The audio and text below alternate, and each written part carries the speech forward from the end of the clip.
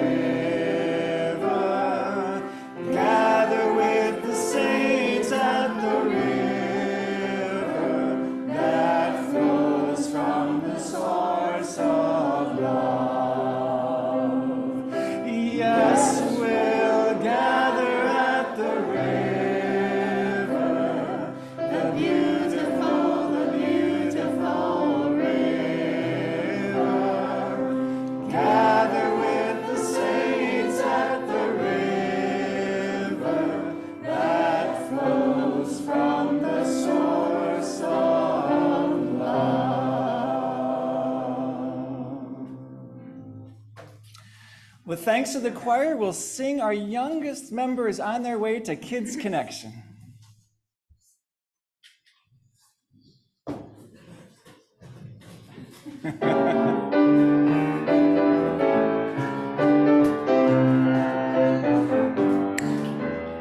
This little light of mine, I'm gonna let it shine.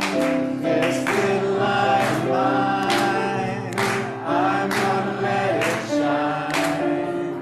This little light of mine, I'm gonna let it shine. Let it shine, let it shine, let it shine.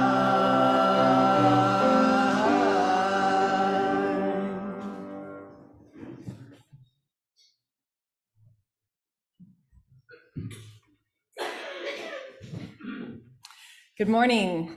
My name is Gail Johnson Vaughn. In case anybody doesn't know me yet, come and see me because I want to know you.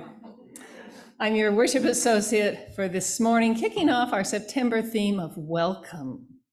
And I'm standing in for Cheryl Morris, our wonderful Cheryl Morris, who is recovering from COVID. She's negative now, but she's gathering her strength. Maybe she'll go to the river to gather it. As I was preparing my welcoming remarks for this morning, I came across the words from the Reverend Bob Janice Dillon, and I simply couldn't resist letting his words come through my voice. He says, "You have come through these doors to this place. You have come to be with others who care about the life we live on this beautiful blue-green planet. You have come to be with your innermost self, to hear the deep wells within you brimming with courage and vision. You have come to rest in love, rest in the divine silence renewed by not having to be anyone other than who you are right now, one small part of the eternal cosmos. You have come to cry out, to rattle the walls that contain all the prisoners of injustice and greed and isolation, and when the time comes, to tear the walls down. You are welcome. The world needs a few people who are honest, even to the point of accepting our own imperfection. The world needs a few people who are brave enough to risk individual comfort for the sake of a larger love. The world needs a few people who honor our own pain while simultaneously remaining open to the transformation of pain to wisdom and compassion.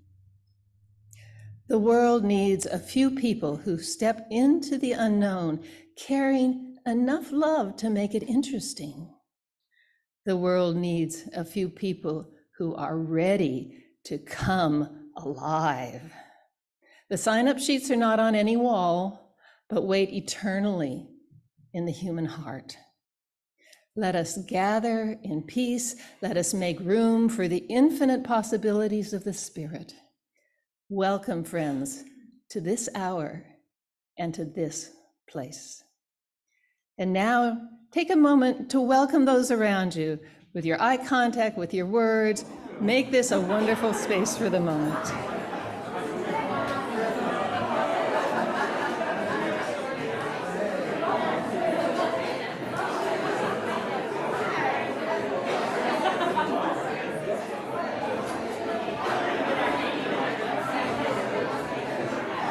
I'll introduce you.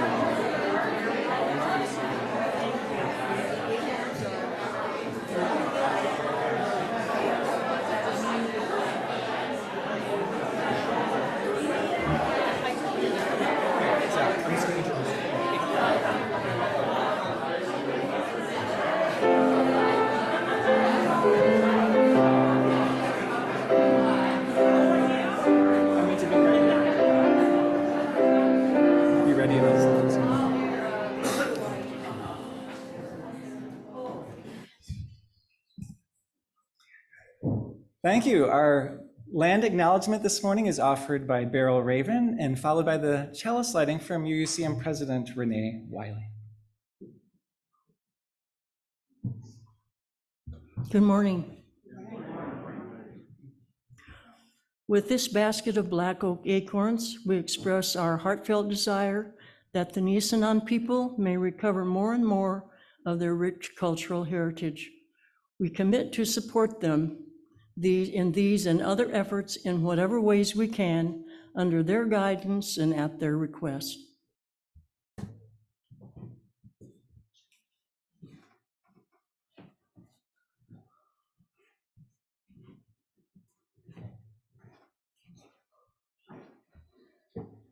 Good morning. Krista Tippett, host and founder of On Being, an NPR radio station program, says that this is, in essence, her mission statement, and may we hear it as an expression of our own hearts as well.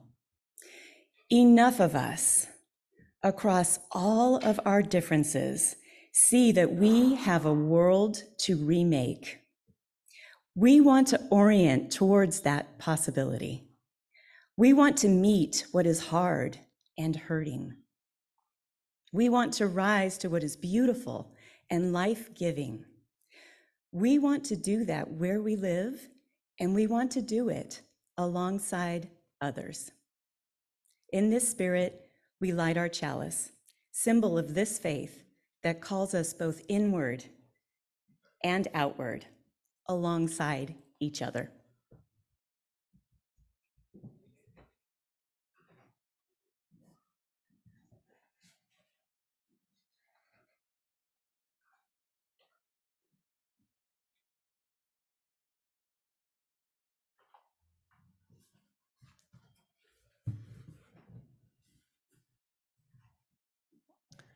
We're ready for the river, Cypress. Yeah.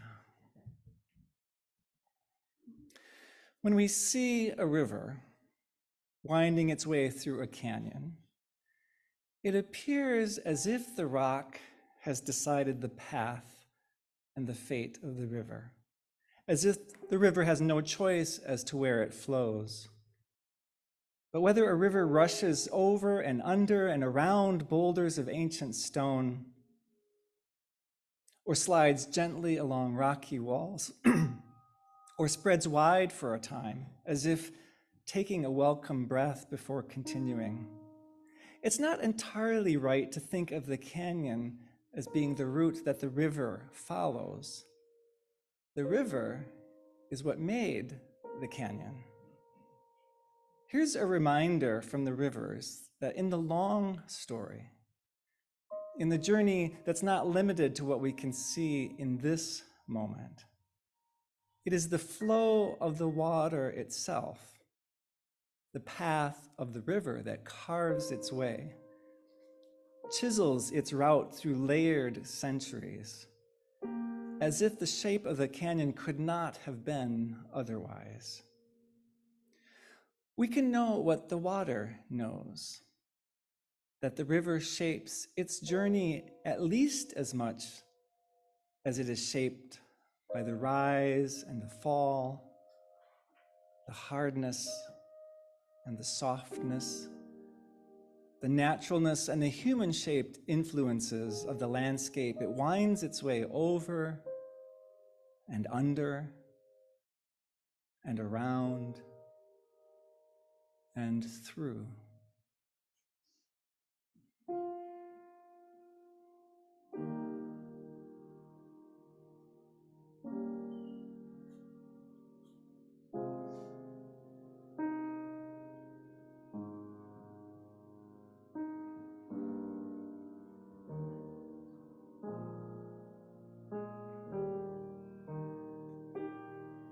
I invite you to rise in body or in spirit and to sing together.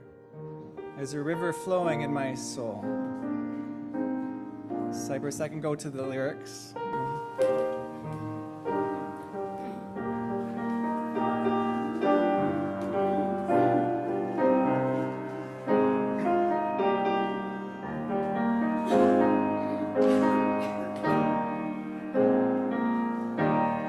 There's a river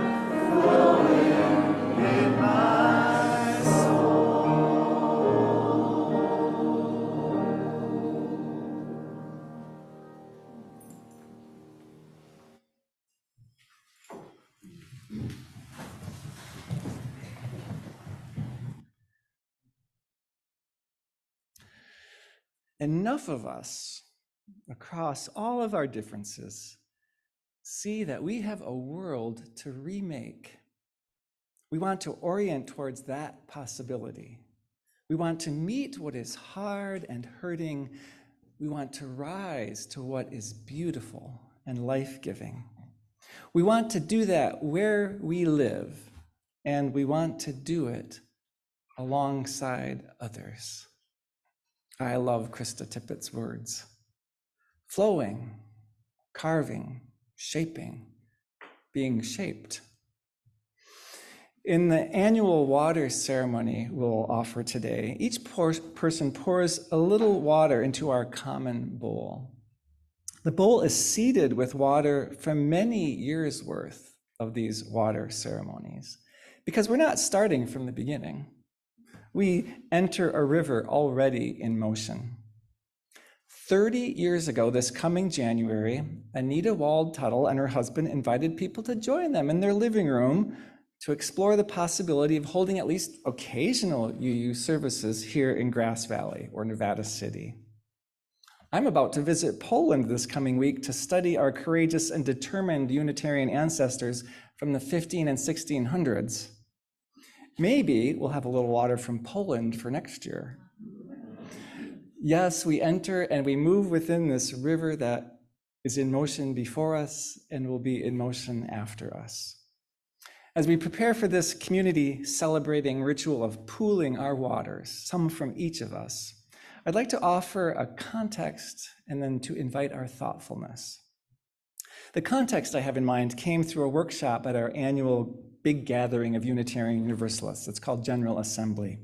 In a workshop titled Disrupting Church, that invited us to be open to the ways that what we're about together might need to take new forms, not the ones we're used to. The workshop leaders shared the ideas of John Alexander. There's one. The workshop leaders shared the ideas of John Alexander, who teaches that after having been subjects for many human centuries, meaning subjects under kings and queens and powerful leaders who offered protection in exchange for most of the rest of what people might have had, we human beings in Western European cultures shifted from being subjects under rulers granted great powers to being consumers, individuals with purchasing power. We gained more autonomy, politically and otherwise, a chance to earn and amass wealth for ourselves, and so the chance to look for and choose and to buy what we can afford, or more than we can afford often. We have for a long time now been living inside what John Alexander calls this consumer story, which tells us that we are entitled and passive, that we are to be sold to and served. But in order to survive and thrive, Alexander writes, we must step into the citizen story, out of the consumer story into the citizen story.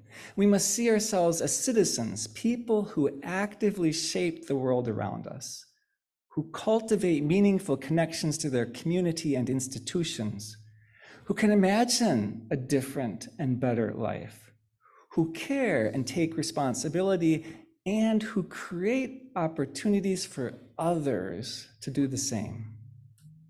Crucially, Alexander adds, our institutions must also see people as citizens. Our institutions must see people as citizens and treat us as such.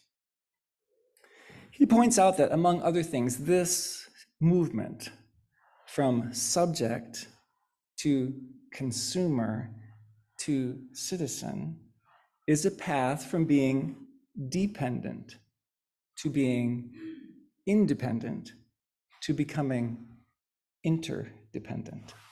A move from obeying to demanding to participating, from receiving to choosing to creating, from commanding to serving to facilitating, from duty to rights to purpose, from hierarchy to bureaucracy to network, from subjective to objective to deliberative, from what's done to people to what's done for people to what's done with people.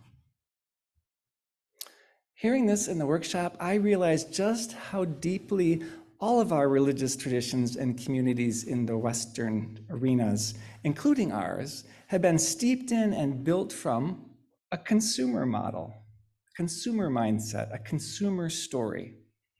I realized as I thought about it, how much I, without knowing it, have approached ministry through the consumer model lens. For example, I write a sermon, or lead a class, or craft a service, or otherwise minister in the hope that it will serve your need. And at a less conscious, more subtle level, in the hope that it will be of the type and quality that you will want to buy. With your presence, with your participation, your membership, your satisfaction, your approval. As if what I do, or what the staff or the leadership of UUCM does, or as if what we create here is a product that we who are busy at it are producing for you consumers to decide whether you like or not, and want to purchase or not right now. And so it should not come as a surprise to me when a message comes back with understandable clarity, when someone shares that they're not quite happy with some aspect of congregational life, and so are not quite sure whether or how much to participate or whether to stay. Or when someone explains that they're not being offered what they're looking for within this consumer dynamic we created together. This dynamic that conveys explicitly or not that the answer is for those of us who are producing the product to produce and sell a different or better product. Now, this is not to take away from the very real needs, right, being expressed, the very real needs and longing, but that dynamic we have set up for addressing that is for us to create a better product for the people who are buying. Make sense? It's subtle sometimes underneath it. I go, oh my goodness, that is how I've approached ministry. It's kind of how we were trained to approach ministry. It's how we have been steeped in church life my entire lifetime. Right? The consumer story, John Alexander says, is justified by a vague theory that every one of us pursuing our own self-interest will add up to collective interest. We know the shortcomings of that. He asked, what would it look like if we put the same energy and inspiration that currently goes into telling ourselves we're consumers into building our agency as citizens, actively shaping the world around us, cultivating meaningful connections to our community and institutions, imagining a different and better life, caring and taking responsibility, and this is key, creating opportunities for others to do the same. That's what's meant by the phrase, gather with the saints at the river in the opening song. Saints not referring to saintly people in the Catholic sense or in the kind of personality sense, but people who are members of one's chosen, committed community. That's what it means. Let's gather at the river that flows from the source of love in our framing. Original words that flow by the throne of God in original lyrics. This summer, Lindsay spoke of the power and value of being in a covenantal relationship in this community, in which members promise to journey together. That's the promise. And Lindsay pointed out that that promise that grounds this community keeps us in relationship past when we are entirely happy or comfortable, beyond easy and beyond our personal need, leading us to unexpected appreciations in the end of one another and discoveries within ourselves. Our covenants, our promises are a call away from the consumer mindset, right? Toward citizenship, toward creating together. In marketing circles, it's said that there are 4 P's essential to any business: product, price, placement, and promotion. Alexander, in his new citizenship project, suggests 3 citizen P's: purpose, platform, and prototype. Now, there's a corresponding question to each of these that will get at their meaning for you. For purpose, what is the organization trying to do in the world? What can people not just buy from the organization as consumers, but instead, what work in the world can we buy into as citizens? Citizens who, in Krista Tippett's words, see that we have a world to remake. For platform, what opportunities does the organization create for participation in the work? How does this organization make involvement not just possible, but desirable, even joyful? And for prototype, what is the starting point, the next right step? Rather than trying to flip everything overnight, how do we build the energy for this new way of working together? How can an organization iterate, in other words, repeat, continually experiment and revise and revisit and improve with citizen input, rather than seeing the role of any institution as to deliver perfection for consumers, as if that was the goal? Oh my goodness, I buy into this one. I'm going to try to produce perfection for you. Always imperfectly, of course. This is not merely a call for you to think differently or for us leaders here to act differently, though those would be necessary. It's first and foremost an invitation for all of us to realize, to perceive, to imagine differently, to cultivate among us citizenship, ownership, that will serve not only the wholeness and strength of the congregation, but then everything we touch, even beyond the congregation, right? If that's what we're cultivating, how we are in this together, how we create together, how we're all a part of this, as opposed to getting or not getting something we want, that would change the way we are in the world, period. I titled this reflection and service, "There's a River Flowing. Are you in?" With this invitation in mind and heart. How can we cultivate our shared ownership of this endeavor we call the Unitarian Universalist Community of the Mountains? How can we together, all of us, cultivate citizenship among us in everything that we do? Move from offering products and choosing to creating together. In a few moments, I will invite you to pour some water into the bowl here up front, a symbol of what you bring to this creating, including today your joys and your sorrows in that water. Some people have brought water from home or from another meaningful place, and we have water here ready so that everyone can pour some water in. If you're on Zoom, I invite you to find a little water that you can pour from a glass or a pitcher into a bowl if you can. Here at the entrance to this congregation year, in this year's water ceremony, I will also invite you to bring a stone of sort. You've seen some stones on your seat there that Gail made, beautiful stones. There are some pencils. Help each other find one if you need one and you don't see one. I invite you to consider for a moment a couple ways you might write something on this, probably on the back for these printed versions. It might be, what's the longing that you bring right now to this journey? What's the longing that you bring? It might be, what's the gift that you bring or would like to be bringing to this journey? So it could be, what's the longing you bring? What's the gift you bring? It could also be, what's the next right step or move for you toward building energy for citizenship? Now, for some people, that might be, what's the step for you claiming some ownership and actually living citizenship?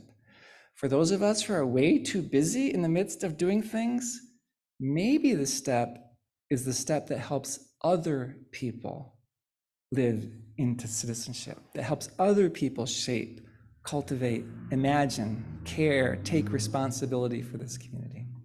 So a longing, a gift you bring, or a next step toward building the energy toward citizenship and ownership among us of this community. So I'm going to invite Toby to play for a moment while those of us who process internally get to think a little bit. See, what would you write? A longing you bring, a gift you bring, a next step. Toby, would you play a little bit?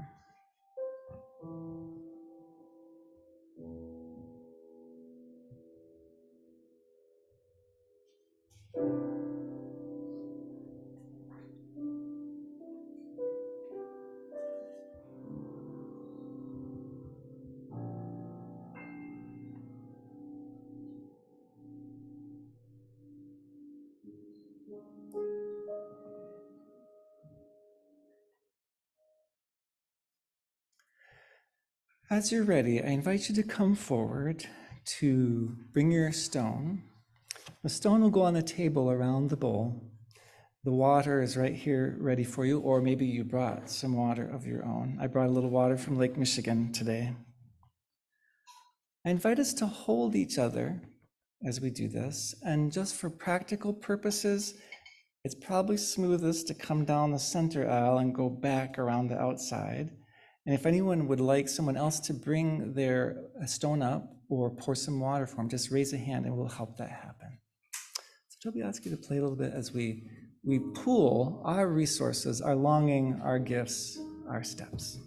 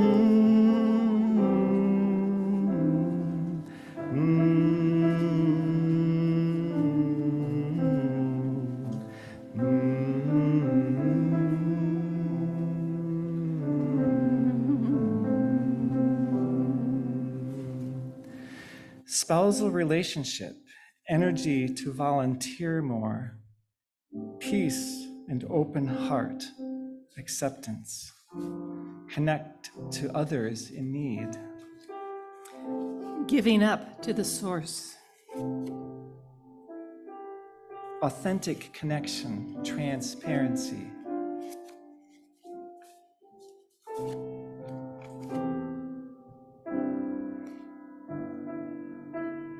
Euthanasianism for audacious visions as real next steps are possible.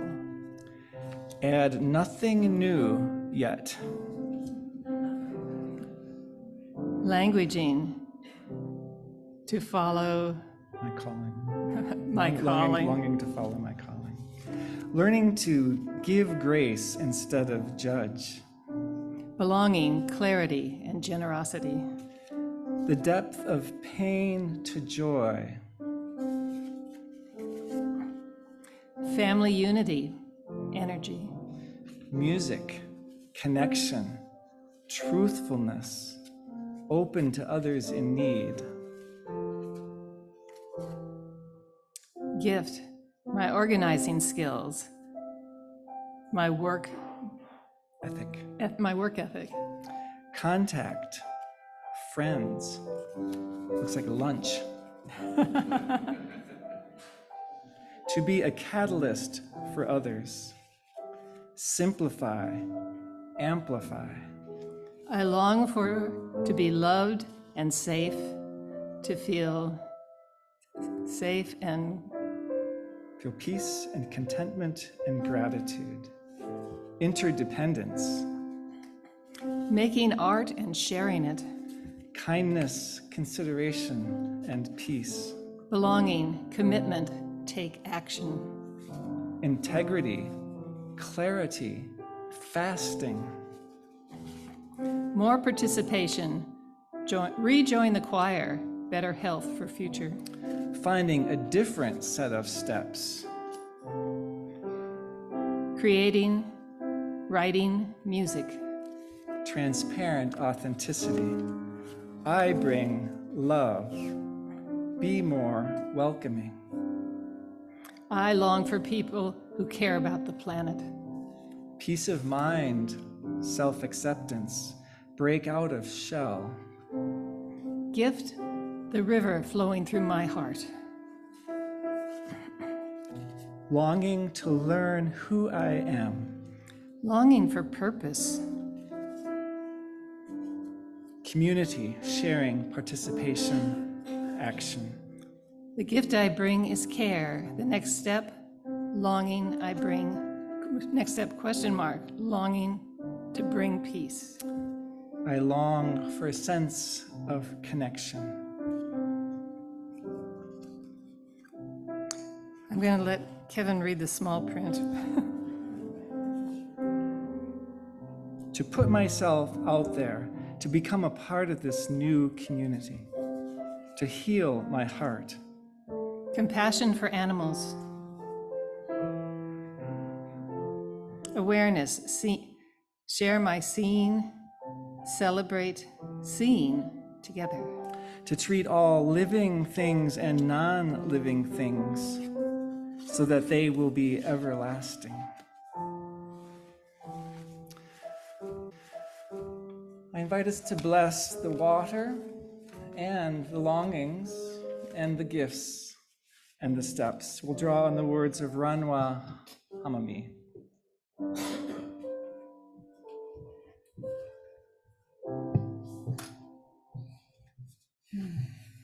This water is sacred. It is made sacred by the many hands that have poured it with intention and love. The many stories that each drop contains. The many lives surrounding it in this unique moment, connected by commitment and faith. This water is sacred. May it continue to flow through this community with shining reflections of the unique gifts that flow through each of its members. I invite you to respond. The water is sacred. The water is sacred. May it continue to nurture this community with sustaining hope that we journey together through ripples of growth and change. The water is sacred. The water is sacred. May it continue to bless this community with loving reminders of our collective responsibility to one another and to the world. This water is sacred. This water is sacred. May its ripples be a reminder that the changes and growth within this community bring movement and transformation to the world beyond our doors. This water is sacred. This water is sacred. May its purity, its clarity, offer grace to our community and the willingness to forgive ourselves and one another when we make mistakes. This water is sacred. This water is sacred. In moments when we are confused or uncertain, may it bring us clarity of purpose and commitment. This water is sacred. This water is sacred. In moments when the reservoirs of our hearts and spirits are drained by sorrow or pain, may it nourish them with the knowledge that we are surrounded by a deep and abundant love. This water is sacred. This water is sacred.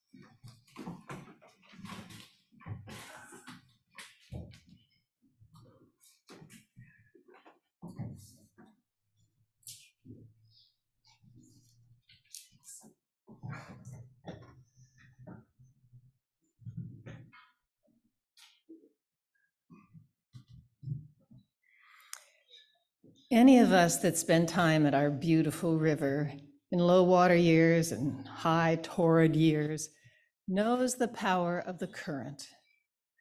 Today's service is built on the metaphor of the river as its current brings us the healing waters we need for our very survival. Have you ever pondered why we call our paper money currency? Could it be because it flows from one hand to another, bringing us the resources we need to meet our needs and wants? We participate in this flow, this current in our Sunday offering. Your gifts sustain our community. They allow us, with courageous love and a sense of wonder, to cultivate the spiritual, emotional, and intellectual strength that all of us have, that we might create a world more compassionate, sustainable, and just. In many ways, giving is receiving. Each month as we pass our basket, 25% of it goes to a community nonprofit, 25% or more as you desire. It's really fitting this month and this service that our Share the Plate partner is Sierra Streams Institute, a watershed monitoring research and restoration group in the local hills for the last 28 years. Sierra Streams board president is Lang Waters, our very own. So thank you, Lang, for the time and skill you provide. Here today to tell you more about Sierra Streams Institute is Ali Stefancic, who is their education and outreach coordinator. Ali.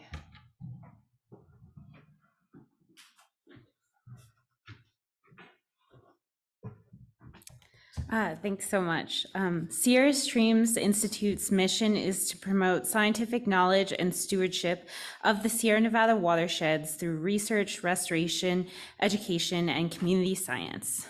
We have recently secured funding from the Wildlife Conservation Board to do landscape scale management in an innovative approach that is bringing the whole Jones Bar Firewise community together.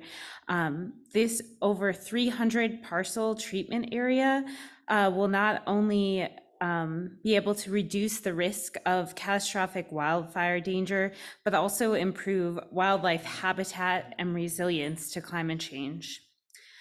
Some of the scientists behind this project include the 3rd through 5th grade students involved in Sierra Streams Institute's Our Forest program, which had them collecting real scientific data to make recommendations to land managers about how to improve local forest health. Our new SciPub Science Speaker Series has brought together community members to share their love of science and learn about everything from yellow-legged frogs to home hardening to restoration practices that utilize the power of our rivers as opposed to fighting against them. And of course, our core program of volunteer-based water quality monitoring on the Deer Creek and Bear River watersheds at over 33 permanent sites has produced 25 years of data on how water quality changes over time and how we as community members can help to improve the ecosystems we live in. Our community science approach means we share this data both with the city and other agencies to help fill gaps that government can't cover, but also with the community members, you all. And you all are a key component of this equation. We can't do community science without the community, so we always invite you all to get involved in our work. And thank you so much for hosting us today.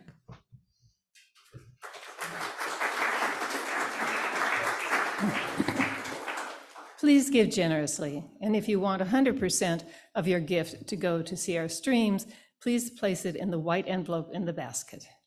You can see the next slide by ways to give by text, especially for our people online. Text and other.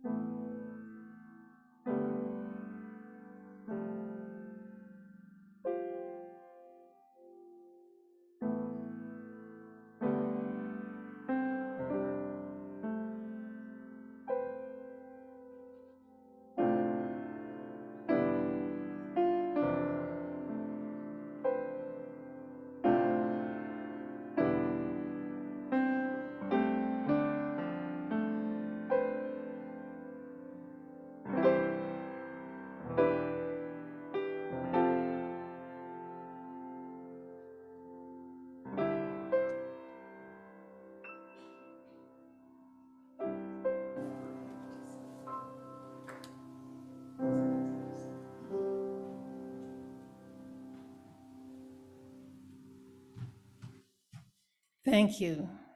Thank you for your generosity.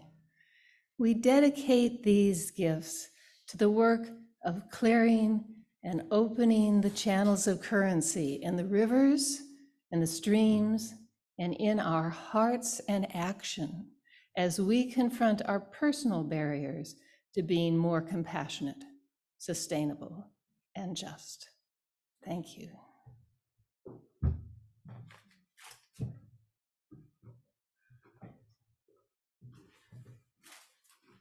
Thank you all for your willingness to bring your longings, your gifts, your steps, both when they're written on a piece of paper looking like a stone on the other side, but in reality too.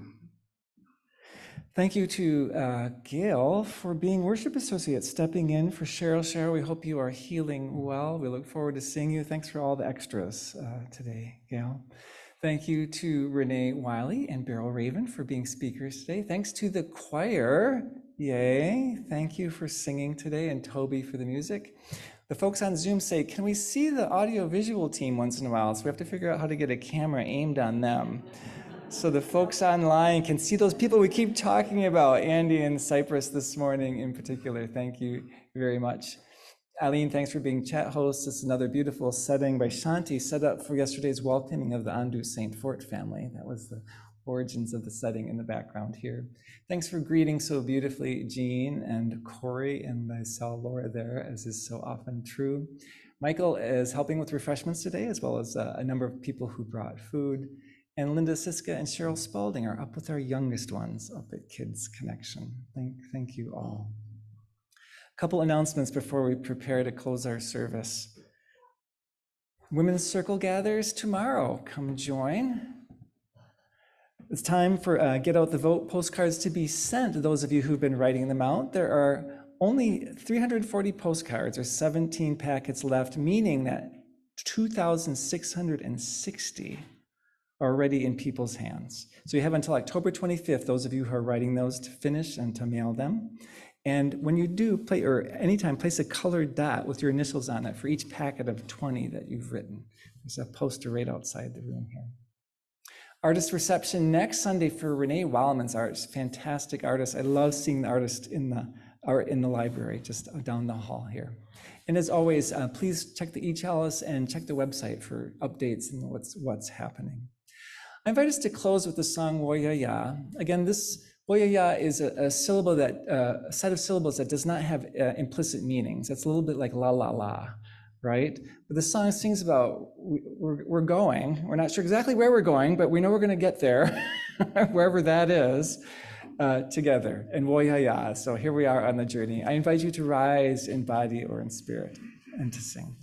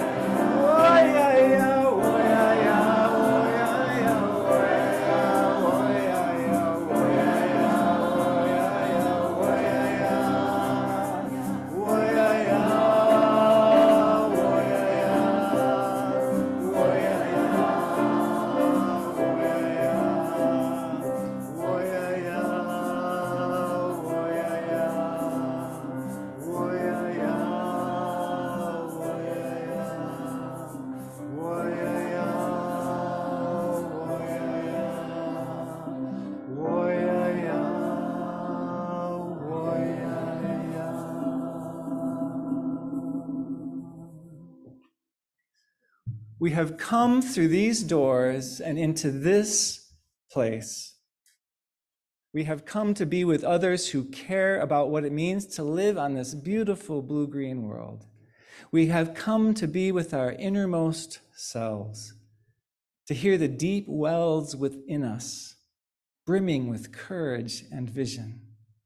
May enough of us, across all of our differences, see that we have a world to remake. May we orient toward that possibility. May we meet what is hard and what is hurting. And may we rise to what is beautiful and what is life-giving. May we do that here, where we live. And may we do it alongside each other. My fellow citizens, let's remind ourselves that we are not alone with our community benediction. These good words to each other. Let us together carry the flame of peace and love until we meet again. So may we be. We will see you for refreshments if you're in the building. They're down the hall that way. And otherwise, we'll see you next Sunday for a radical welcome with Lindsay Dunkel.